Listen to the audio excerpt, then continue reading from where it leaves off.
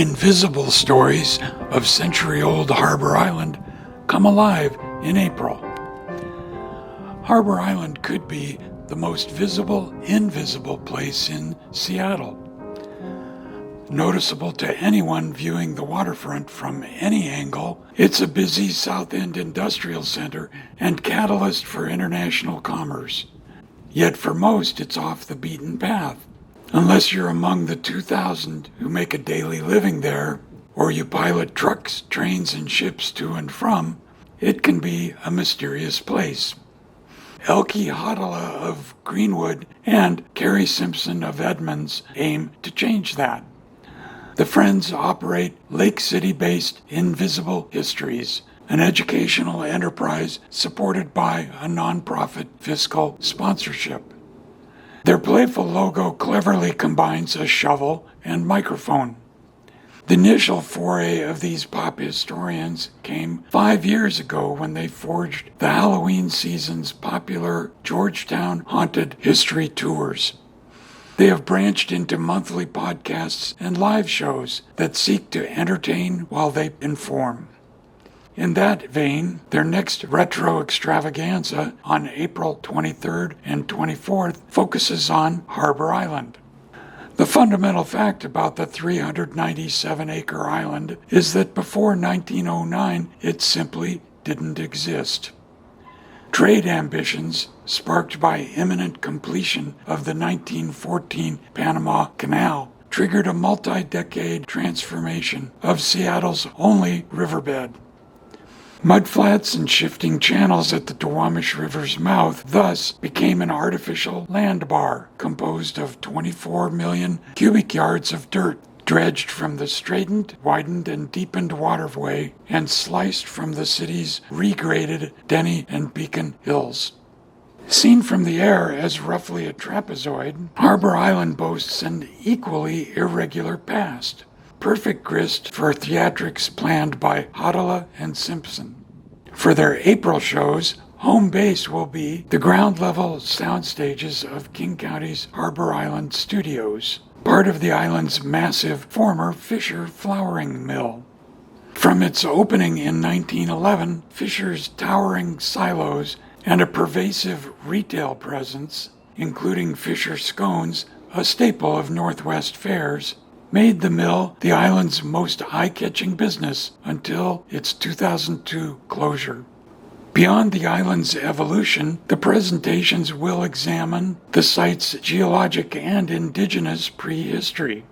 They also will explore the waterway explosion of Russia-bound munitions pre-World War I, the prohibition reign of Fisher family-connected bootleggers Roy and Elise Olmsted, and a segregated black soldier base nearby during World War II.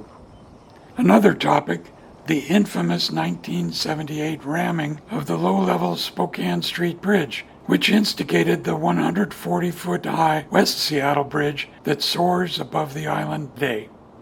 The goal, Hautala and Simson say, is to assemble artists, performers, filmmakers, storytellers, musicians, and more to share diverse cultural and creative perspectives as we peel back the layers of Harbor Island history. In short, to make the invisible visible. In our first then photo, along the west side of Harbor Island, the Fisher flouring mill silos loom large behind the company's office on January 24, 1938. The mill opened in 1911. 2 years prior, while looking at Elliott Bay from downtown, founder Oliver Williams Fisher is said to have told his son Oliver David, "Look at the ships in the harbor. This is the place for a flour mill. We would have a free right-of-way to the world." In our second then photo, Queen Anne Hill looms in the distance of this north-looking view along the west side of Fisher Flouring and the west waterway of the Duwamish River on January 25th, 1938. In our third then photo, this postcard circa 1911-1913 shows Fisher Flouring Mill presiding along the Duwamish River's west waterway. In our fourth then photo, this northwest-facing Seattle Water Department view of the east waterway of the Duwamish River on June 13, 1913, illustrates dredging that continued to build up Harbor Island. In our fifth then photo, the north end of Harbor Island is on the left in this panorama, looking northwest from Hanford Street on May 5, 1915. Fisher Flouring Mill is out of frame. In our sixth then photo, at Seattle City Light's University District office on May 15, 1962, a Fisher Flowering display features company products, including Scone Mix, Golden 27 flour, and Instant Zoom whole wheat cereal. In our last then photo, Harbor Island tops this aerial of the mouth of the dredged Duwamish River about 1920. Today, Cari Simson in Top Hat and Elke Hautala of Invisible Histories flank Kate Becker, King County Creative Economy Director, outside the former office of Fisher Flowering Mill. Next door, from 6 to 10 p.m. April 23rd and 24th at Harbor Island Studios, Simson and Hautala will present History Comes Alive at Harbor Island. For info and tickets, visit invisiblehistories.com.